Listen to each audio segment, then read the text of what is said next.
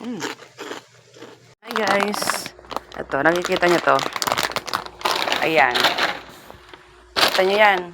Kita nyo. Hindi nyo nakikita. Oh, tingnan nyo para makita nyo. Ayan.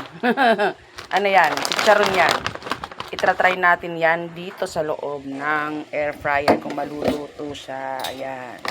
Kasi nga, yung ating buhay ngayon ay, kailangan healthy.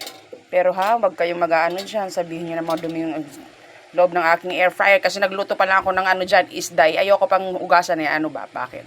Sige na. Yan. Tapos, tiyang! Lagyan natin sa 10. Ayan. 10. Ayan. Tingnan natin kung maluluto ba talaga siya. Para hindi tayo maglagay ng asyete. O sige na, bye-bye. A few moments later. Teka lang. Sisilipin natin. Silip lang. Ayan. Para walang nangyayari. Ayan. A little longer than a few minutes later. At yun na nga guys, check natin kung ano naging hitsura ng ating in-air fry na chicharon. So, ayan siya.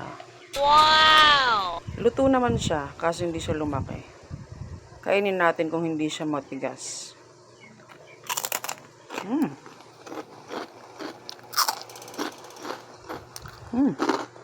Okay naman. Crispy naman siya. Pwede na. Diba?